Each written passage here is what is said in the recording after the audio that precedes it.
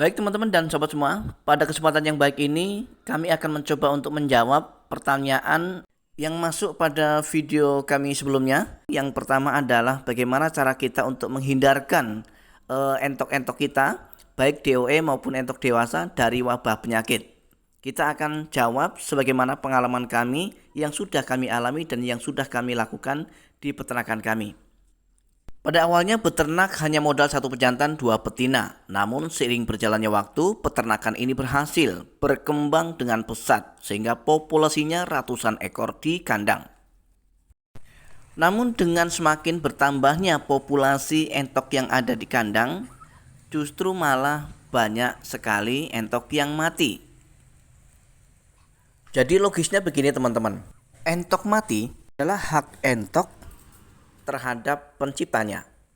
Tugas dan kewajiban kita sebagai pemelihara atau peternak yaitu merawat mereka, melakukan perawatan secara maksimal dengan cara yang tepat. Bagaimana caranya supaya mereka tetap sehat. Namun ketika itu sudah kita lakukan dan pada akhirnya entok-entok kita mati juga, itu berarti memang sudah kehendak Tuhan.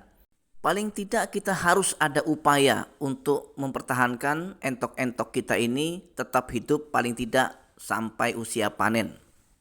Namun untuk membuat entok itu sehat hingga panen, masih banyak sekali ternyata dari kawan-kawan kita, sahabat kita di luar sana yang memang belum tahu step by step tahapan atau langkah seperti apa yang harus dan mesti kita lakukan.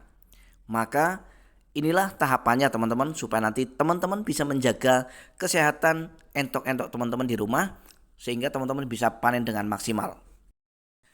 Pertama soal pakan.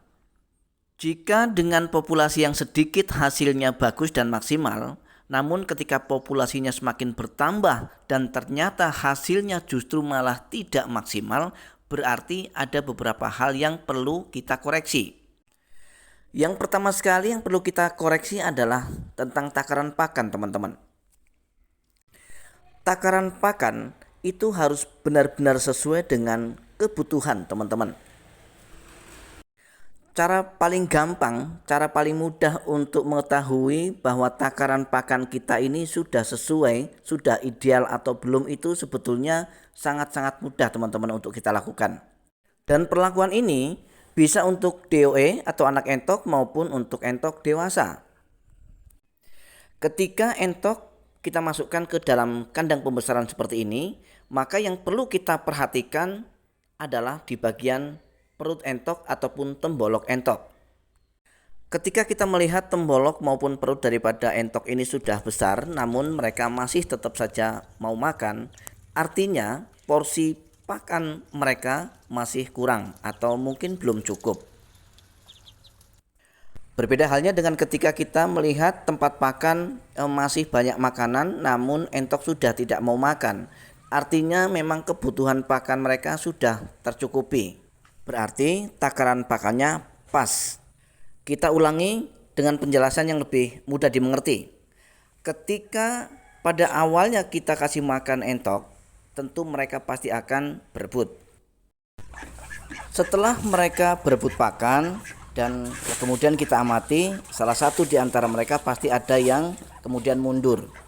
Tujuan dari mereka mundur yang pertama mungkin mereka mencari minum, dan untuk yang kedua karena mereka memang sudah merasa kenyang.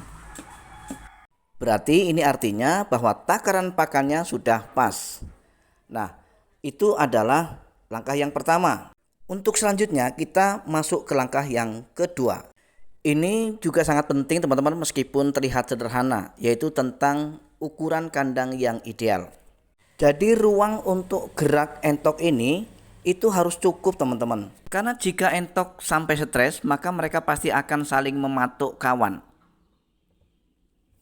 Sedangkan salah satu faktor yang menyebabkan entok ini stres, salah satunya adalah dari faktor kandang yang memang tidak ideal. Kandangnya terlalu sempit sehingga tidak sesuai lagi dengan isi atau populasi yang ada di dalamnya.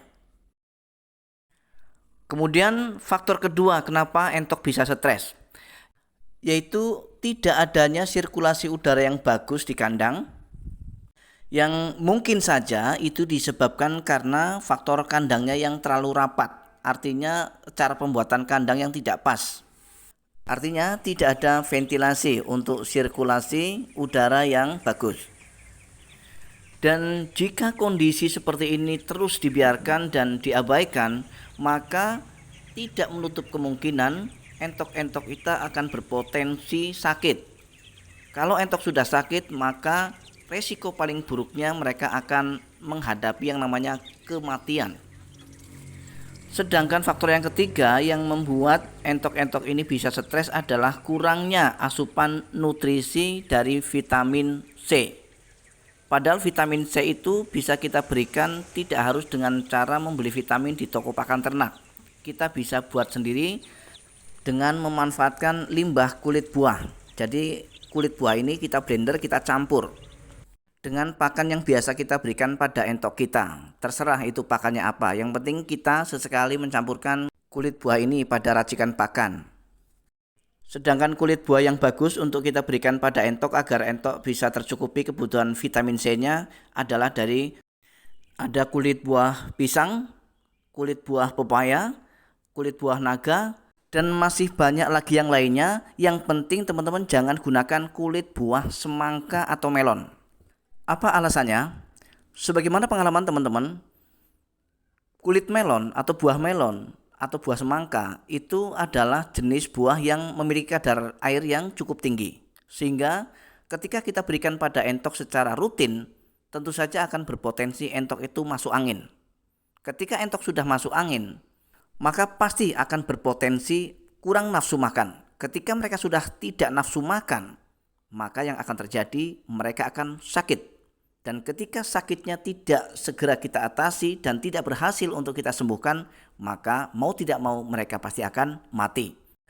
Baik teman-teman, yang pertama kita sudah bahas mengenai takaran pakan harus ideal, kemudian kandangnya juga harus memiliki ukuran yang ideal agar tidak umpel-umpelan, agar tidak terlalu sempit. Dan kemudian kita akan lanjut ke bagian terpenting untuk membuat entok kita sehat, yaitu kita harus membuat ramuan jamu kuteja. Kuteja ini merupakan istilah dari kunyit, temulawak, dan juga jahe. Jamu bisa kita buat sendiri. Nah, kemudian dari pakan, sebisa mungkin kita manfaatkan sumber daya alam yang ada. Untuk hal pakan, kami rasa kalau kita tinggal di perkampungan sama seperti saya, untuk masalah pakan entok ini 70% harus gratis. Karena banyak sekali pakan-pakan yang bisa kita manfaatkan dari alam, teman-teman. Inilah konsep ternak yang baik.